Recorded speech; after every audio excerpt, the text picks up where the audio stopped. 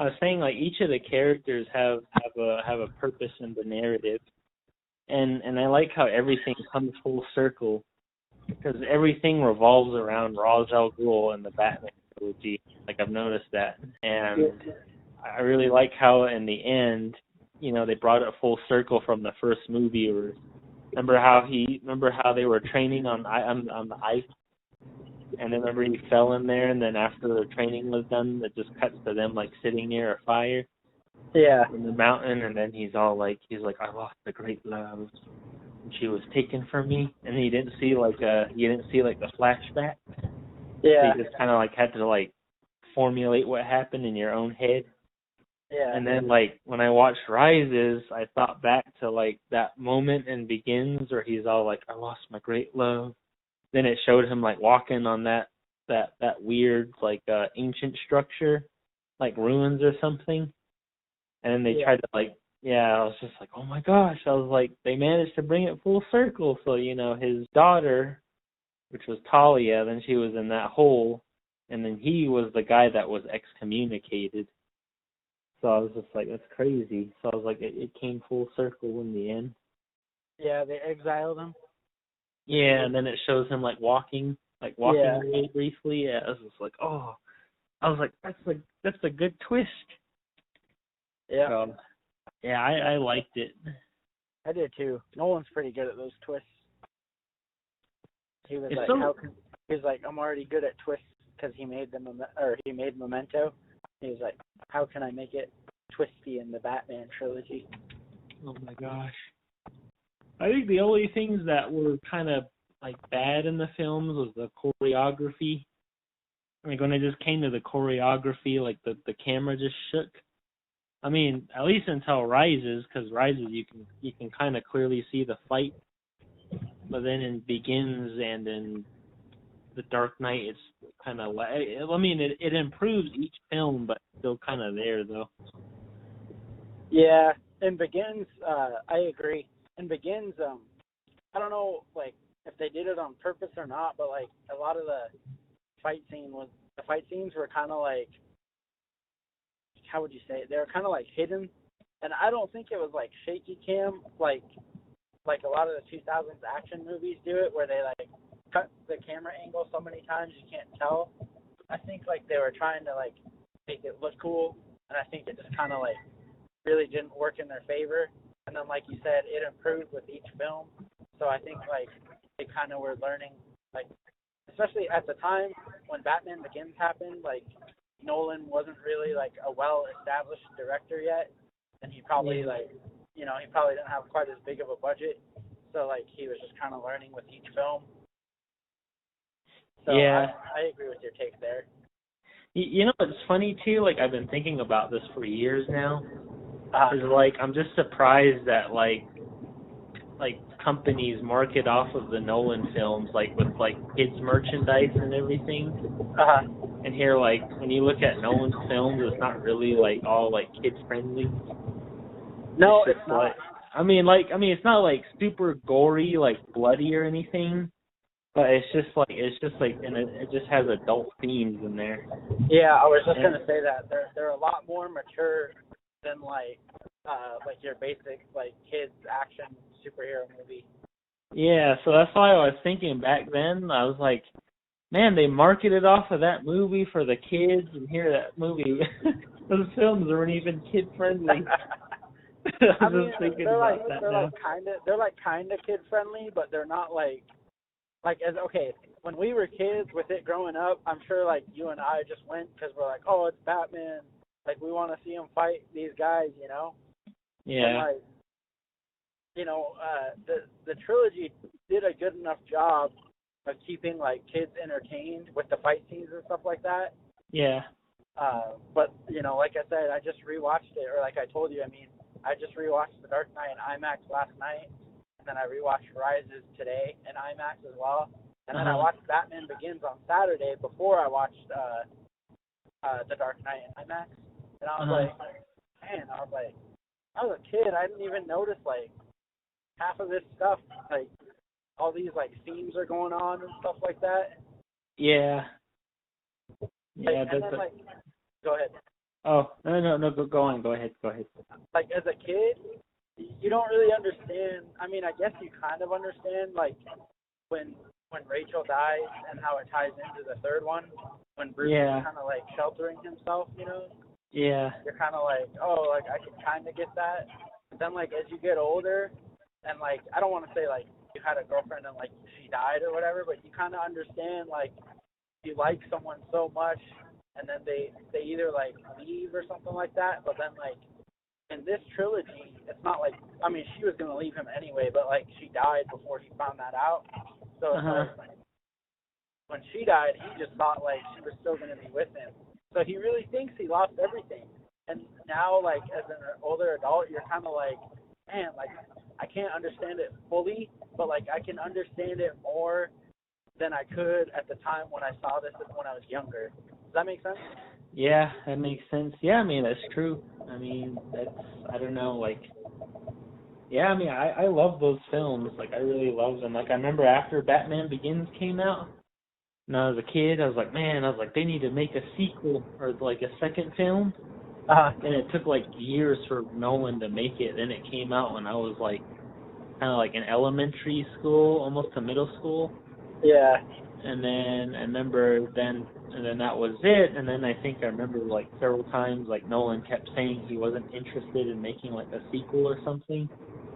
yeah, And he was kind of like Ridley Scott, where he's like, I don't know, like could be open for a sequel, maybe not, maybe. And then I was like, no, I was like, they can't end it in the second film, like The Dark Knight, because I was like, I was freaking good. yeah. And then like I remember when I was in high school, middle school, probably like towards the end of my middle school year. Uh, Yeah, I was like all into Harry Potter at the time. And then I remember like I went to watch the Deathly Hallows, I think part uh, 2. And I was like, oh, I'm so excited. Then it was a surprise that like they put the Dark Knight Rises teaser in there. I was like, dude, I was like, they're gonna make a Batman film, and it had Bane in there too. I was like yeah, excited. Then it came out. Remember we went to Page, was it, the theater? yeah. We saw it at the theater back in Page. Yeah, man. I remember seeing that film, and I walked out, and I was like, dude, what did I just watch? I I mean, saw not that. the Go what? ahead. Go ahead.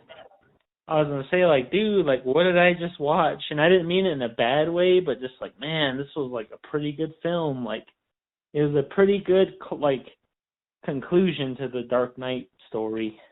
Yeah, and I remember I had already seen that movie twice. Uh-huh.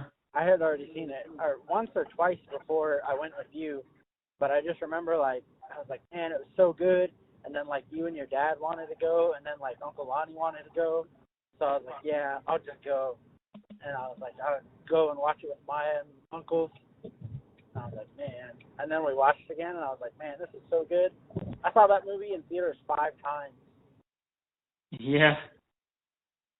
But yeah, I mean, I agree with what you said earlier. How like, like The Dark Knight Rises, it has some mistakes and it has some flaws in there, but like, I think like the amount of like mistakes and flaws that are in there don't really justify like the amount of hate that everyone kind of gives that third film. Yeah, I know, like everybody treats it like it's really bad, and I'm like, dude, like you said, like the mistakes in there don't justify like how good it is, like overall. And I don't know. I just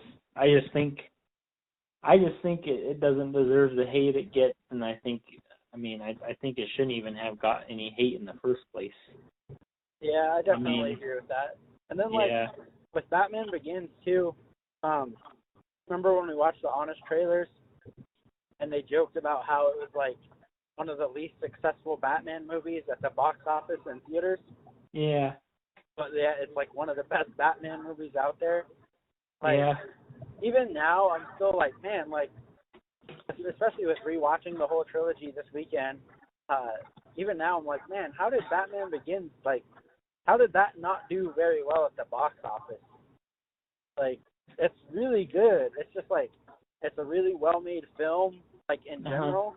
Like yeah, not even just as a superhero film. It's just really well made like as a film, but then when you take into consideration as a Batman origin story, like in my opinion, I think that Bale and Nolan did a really good job at embodying Batman in the first film. Yeah, I really liked it.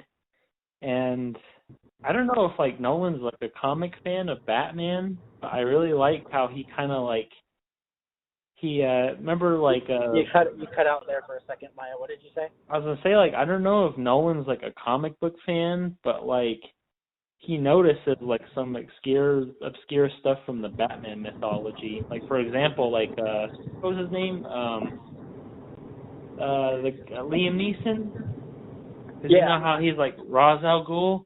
Well, he's not just Ra's al Ghul, but he was like an amalgamation of two characters. Remember in the first one, he went by Henry Ducard. Yeah. Yeah, Henry Ducard in the comics appeared in the not the Dark Knight. It was like Legends of the Dark Knight series. Uh-huh. It was like a standalone series that kind of tied in with the main series. But Henry Ducard was like he was an assassin that trained Batman how to like how to be, I mean, sort of like assassin like, but I mean of course Bruce disagreed, like he didn't want to like snipe people and all that.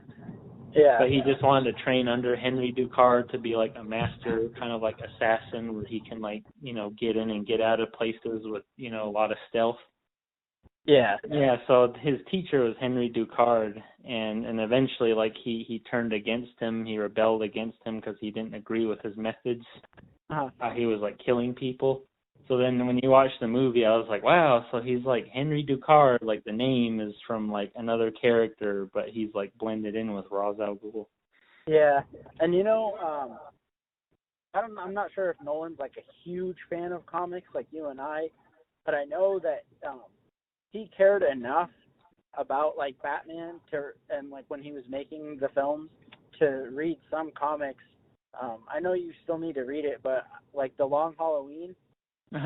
When I read that, I can't remember if it's after or before, but there's like a little, I don't know what you would call it, but there's like a little note, I guess, from like Christopher Nolan talking, or like there's like an interview.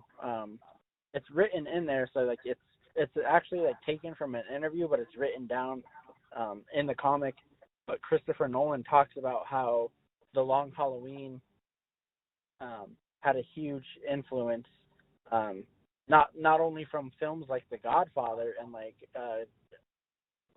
just gangster films like The Godfather and like Goodfellas, but like he also talked about how huge of an inspiration like The Long Halloween was for the Dark when he was making The Dark Knight, which is why in like Batman Begins and The Dark Knight it's mostly I don't want to say it like revolves around the mob, but the mob is like super prevalent, because they're like trying to take down the mob, and they're like the mob's this, and then they have guys like Falcone and what was the other guy's name?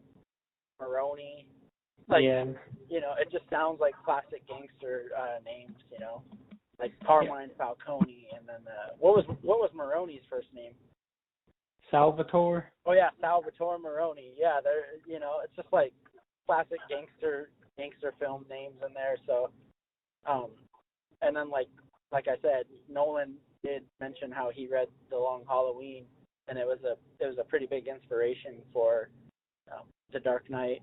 And I think he had to have read Year One, because you and I have talked several times before, not in this conversation, but talked before, like how much influence Nolan pulled from Year One in Batman Begins. Like the ending, as you mentioned the other day, it kind of refreshed my memory. The ending is like almost the same. It's almost exactly the same. Not quite, but it almost is, Yeah. I mean, that's what I'm saying. Like, because like Falcone is always part of Batman's kind of origin story.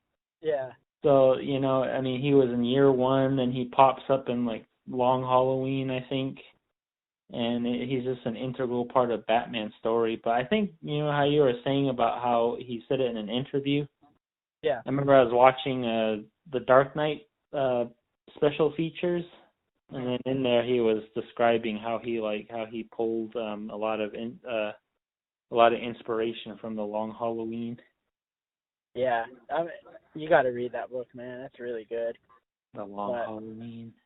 Yeah, I mean, like I said, it pulls lots of inspiration from other gangster films, which is also why, like, those movies, and I think that's actually probably why I like those movies so much, too, is because I really like watching gangster films for some reason. And then, basically, Nolan's trilogy, or, well, the first two movies of the trilogy are, like, here's Batman mixed in with, like, a gangster film. So it's, like, it's almost like a match made in heaven for me because I love Batman and I love gangster films, but I know you just really like Batman as well, so it's like... Yeah, well, I was going to say, like, now that you mentioned the gangster part, I kind of noticed that in Batman and or in the Dark Knight trilogy, and it really fits his character really well. As you're like, like, I mean, if you were to pull this off with Spider-Man or somebody else, you're just like, it doesn't really match. Yeah, with Batman, you're just like, you can add like a mafia like element from films and attach it to a Batman film, and it just fits so perfectly. It does fit perfectly. And you know what? I actually, now that you mention that, when I was watching Batman Begins, remember that scene when Bruce Wayne goes in the bar and he's in the bar to show Falcone, he's like, I'm not scared of you and stuff like that, like kind of early on. Remember that scene? Yeah. So in there, Falcone's talking about basically how down there where Bruce Wayne went, when he went down there, Falcone was like, down here is like the slums, and like you've never seen like the ugly and dirty side of town like this before and stuff like that. And at that point, I don't think Bruce really had, but I think that's kind of why it fits in really well with Batman too, because he's a dark and gritty character. And then like, obviously there's some gangster movies that paint like gangster movies like in a good light, but like, the way that they tied it in like The Long Halloween and like The Dark Knight and Batman Begins, they paint the mafia as kind of like dark and gritty, so it fits and it works. It works better than it would for a character like Spider-Man, like you said. And like, plus Spider-Man he's not, he kind of started out as like a street level hero, and I mean, Batman has obviously progressed, but like in Nolan's trilogy, it's supposed to be like Batman starting out, so it kind of makes sense for him to be like taking on like these more like street level thugs, which is the mafia basically. It just fits really well, like more than it would for like a Spider-Man character. Yeah, I was gonna say, like, Batman, I mean, was created by the mafia when you think about it, because like back in the 30s when Bill Finger and Bob Kane like created the character, they wanted to do it. You mean when Bill Finger created the character and Bob Kane stole the credit? Yeah, but anyway, like when they introduced Batman, they did it in response to, because back in the 30s, in the era of the 30s, like crime was really high, and the mafia was like really prominent in society, and I mean, obviously superheroes are really good, like, how would you say it, like voices or ideas that reflect the time. And, that's what they created Batman for. And I just, so essentially, he was created from a mafia-related, like, social problem back then. And then, it only makes sense that, you add it to a Batman film, and it fits perfectly with him. And, I mean, that scene alone where he visits Falcone, it really does, how would you say it? It really adds a lot of depth to the film, because, like you said, he's been rich, and he doesn't have to see like kind of like the lower end or the lower side of the social hierarchy. Yeah. So he doesn't see like poor people, or he doesn't see like, or he hasn't seen poor people struggle, or like crime.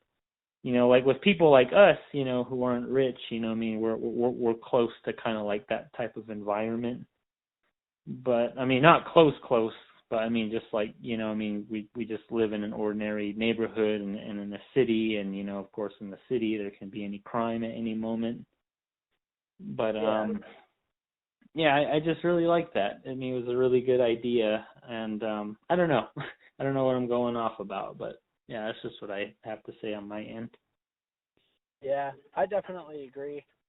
And I mean, I know we could probably talk about this, for days on end, given how big a nerds we are and how much comics we've read and how much we love the Nolan trilogy and all that stuff. But I think we ought to wrap it up right here.